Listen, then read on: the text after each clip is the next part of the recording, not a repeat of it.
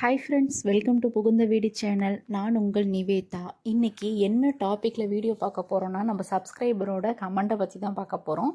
அவங்க என்ன அனுப்பிச்சிருக்காங்கன்னா, ஹாய் அக்கா, ப்ளீஸ் ஹெல்ப் மீ. எனக்கு மேரேஜ் ஆகி 9 months ஆகுது. But my husband side too much pressure. October 18th periods ஆகிட்டேன். தென் நவம்பர் 18th பீரியட்ஸ் ஆகிட்டேன். I have totally 3 doubts. நான் 1 day மட்டும்தான் பீரியட் ஆவேன். அது ரெகுலர் பீரியட் ஆர் இர்ரெகுலர் பீரியட்ஸா? ஃபஸ்ட்டு கேள்வி கேட்டிருக்காங்க.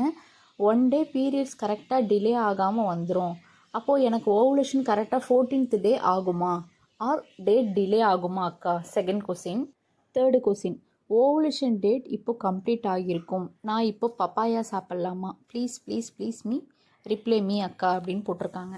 ஓகே, இந்த வீடியோவுக்கு இந்த 3 கொஸ்டின்ஸுக்கு கண்டிப்பாக உங்களுக்கும் டவுட் இருக்கும். இது ரொம்ப நாள் கழிச்ச கமெண்ட்லாம் இல்லை. இப்போது ரீசெண்டாக அக்டோபர் நவம்பர் பீரியட் டேட்டில் உள்ளவங்க கேட்ட ஒரு டவுட் தான். ஸோ உங்களுக்கும் இது கண்டிப்பாக யூஸ்ஃபுல்லாக இருக்கும். இந்த வீடியோ பற்றி டீட்டெயிலாக நான் சொல்கிறேன். நம்ம சேனலை சப்ஸ்கிரைப் பண்ணிக்கோங்க. வாங்க வீடியோக்குள்ளே போகலாம்.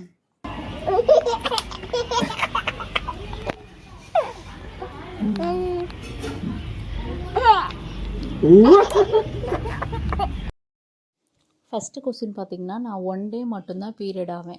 அதாவது ஒரு நாள் பீரியட் இருந்ததுன்னா நம்மளால் கருத்தரிக்க முடியுமா அப்படின்னா, ஒரு நாள்ன்றது வந்து ரொம்ப ரொம்ப ரொம்ப கம்மியான பீரியட் டேட்டு. எதனால் நான் சொல்ல வரேன்னா, ஒரு ஏஜ்டு ஒரு 40 வயசுக்கு மேலே எனக்கு ஒரு நாள் தான் இருக்கும் அப்படின்னா ஓகே, அக்ரி. ஆனால் நம்மளுக்கு சின்ன வயசாக இருக்கிறப்ப ஒரு 35 வயசுக்குள்ளே நம்ம ப்ரெக்னென்சி பிளான் பண்ணுறோம், ஒரு 40 வயசுக்குள்ளே ப்ரெக்னென்சி பிளான் பண்ணுறோம், அப்போ வந்து எனக்கு வந்து 1 day தான் பீரியட் இருக்குது அப்படின்னா இது வந்து ஃபஸ்ட்டு நீங்கள் போய் செக் பண்ணணும். எதனால் நான் சொல்ல வரேன்னா, பீரியடுன்றது அட்லீஸ்ட் ஒரு 3 days இருக்கணும். 3 daysக்கு மேலே சுத்தமானால் கூட பரவாயில்ல. எதனாலனா, அந்த வயிற்றில் உள்ள கழிவு எல்லாமே நம்ம மந்த்லி பீரியட்ஸ் வழியாக தான் நம்மளுக்கு வெளியில் வரும். ஆனால் வந்து அது ஒரு நாள் தான் இருக்குது அப்படின்னா அது நீங்கள் கண்டிப்பாக போய் செக் பண்ணணும். நம்ம கிளியராக ஸ்டொமக்கு ஃபுல்லாக கிளியராக பீரியட்ஸ் வருதா அப்படின்றத பார்க்கணும். இல்லைனா பீரியட்ஸ் நல்லா வர மாதிரி டேப்லெட் எழுதி கொடுப்பாங்க. அது இல்லைனா ஆப்ஷனலாக நம்ம வந்து நம்மளுக்கு தெரிஞ்ச ஒரு விஷயம் மலைவேம்பு சாறு குடிக்கிறனால நம்மளுக்கு பீரியட்ஸ் ஃப்ளோ அதிகமாகும். ஸோ பீரியட்ஸ் ஃப்ளோ அதிகமானாலே உங்களுக்கு கருப்பை வந்து சுத்தமாகிடும். கர்ப்பப்பை சுத்தமானாலே எந்த ஒரு சின்ன சின்ன கட்டிகள், சின்ன சின்ன நீர்க்குமிழ்கள் எது இருந்தாலுமே வந்து ஃபுல்லாக கிளியர் ஆகி கருத்தரிச்சிடும். ஃபஸ்ட்டு பாயிண்ட்டை இதை அவங்க மாற்றணும். எனக்கு மலைவேம்பு சாறே இல்லை, நான் என்ன பண்ணுறது? நார்மல் வேப்பந்தலையை அரைச்சி ஃபில்ட்ரு பண்ணி குடிக்கலாம்.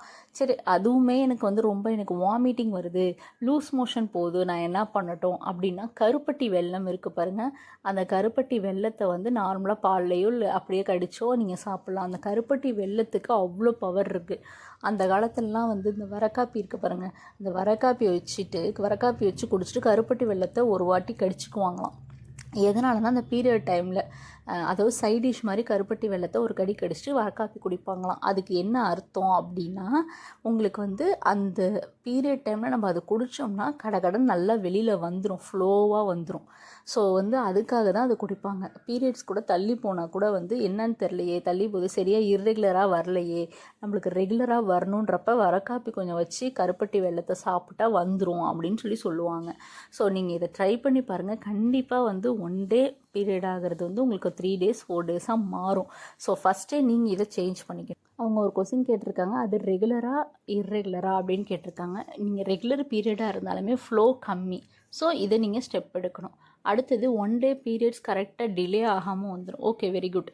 அதாவது ஒரு நாள் வந்தாலுமே மந்த்லி கரெக்டான டேட்டு வந்துருங்கிறாங்க. இது ஒரு சூப்பரான ஒரு விஷயம். அப்போ உங்களுக்கு ஓவுலேஷன் கரெக்டாக நடக்குமா?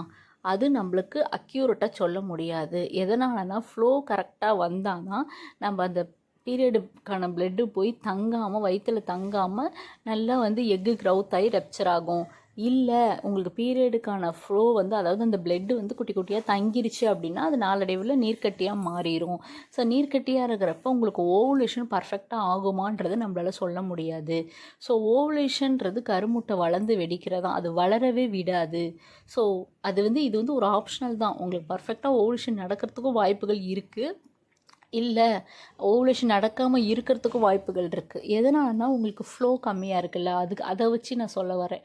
ஸோ மந்த்லி கரெக்டாக ஆகுதுன்னா நீங்கள் இந்நேரம் ப்ரெக்னென்ட் ஆகிருக்கணும்ல, ஆனால் ஆகலைன்றப்ப அப்போ ஏதோ ஓவுலேஷனில் ப்ராப்ளம் இருக்குது. ஸோ ஓவுலேஷன் பர்ஃபெக்டாக நடக்கிறதுக்கு என்ன பண்ணலான்னா, அவகேடோ பழம் கிடைச்சா தயவு செஞ்சு வாங்கி சாப்பிடுங்க. கிடைக்கலனா கூட சூப்பர் மார்க்கெட்டாக அலைங்க, வேறு வழியே இல்லை. So avocado, walking, exercise, so கிராம்பு தண்ணி, வெண்டைக்காய் தண்ணி, இந்த மாதிரி நீங்கள் குடித்து ஓவுலேஷனை பர்ஃபெக்டாக நடக்க வைக்கலாம். ஸோ நீங்கள் கருப்பட்டி வெல்லம் குடித்தாலே உங்கள் ஃப்ளோ அதிகமாகிடும். ஸோ ஃப்ளோ கரெக்டாக வந்துட்டாலே உங்களுக்கு ஓவுலேஷன் பர்ஃபெக்டாக நடக்கும். இருந்தாலும் ஓவுலேஷனுக்கும் நான் ஹெல்ப் பண்ணுற டிப்ஸு சொல்கிறேன். ஸோ இது 2வது கொஸ்டின் ஓவர். 3வது கொஸ்டின் வந்து ஓவுலேஷன் டேட் இப்போ கம்ப்ளீட் ஆகிருக்கும், நான் இப்போ பப்பாயா சாப்பிட்லாமா, ஓவுலேஷனுக்கு அப்புறம் பப்பாயா சாப்பிட்லாமா அப்படின்னா, ஆக்சுவலாக பப்பாளி வந்து சாப்பிட்லாம், தாராளமாக சாப்பிட்லாம். ஆனால் வந்து அது வந்து ஒரு மாதிரி காயும் இல்லாமல் பழமும் இல்லாமல் இருக்கும் பாருங்கள். காவட்டை பழம்னு அது பேர் சொல்லுவாங்க. அந்த மாதிரி காவட்டை பழம் எடுத்துக்கிட்டால் தான் நம்மளுக்கு மிஸ்கரேஜ் ஆகும். நல்ல கனிஞ்ச பழம் எடுத்துக்கிட்டால் நார்மலாகவே ப்ரெக்னென்சி உமனே சாப்பிட்லாம். பப்பாளி பழம் ஒன்றுமே பிரச்சனை இல்லை. அந்த கொஞ்சம் காயும் இல்லாமல் ஒரு மாதிரி காய் கொஞ்சம் காய் சாப்பிட்ற ரேஞ்சுக்கு இருக்கும் பாருங்கள் காவட்டை பழம். அந்த பழம் சாப்பிட்டா மட்டும்தான் வந்து உங்களுக்கு வந்து கருக்கலையும் மிஸ்கரேஜ் ஆகும். அதுக்காக தான் வந்து டோட்டலாக வந்து எதுவுமே நம்ம சாப்பிடக்கூடாது அப்படின்னு நம்ம சொல்கிறது. ஸோ நம்மளுக்கு அது கனிஞ்ச பழமா இல்லை தெரியாமல் வந்து இதுவும் பழுத்திருக்குன்னு நினச்சி காயுள்ள பழமாக சாப்பிட்டா மிஸ்கரேஜ் ஆகிடுச்சுன்னா போச்சு இல்லை. அதுக்காக தான் பொதுவாக வந்து நம்ம வந்து பப்பாளி வேணாம் அப்படின்னு நம்ம சொல்லலாம். ஸோ அவங்க கேட்ட 3 கொஸ்டின்ஸ்க்குமே ஆன்சர் வந்துருச்சு. உங்களுக்கு கிளியராக இருக்கும்னு நினைக்கிறேன். அவங்களுக்கும் ரொம்பவே கிளியராக இருக்கும். இந்த டவுட்ஸ்லாம் உங்களுக்கு இருந்தால் உங்களுக்கும் இது கிளியராக இருக்கும்னு நினைக்கிறேன்.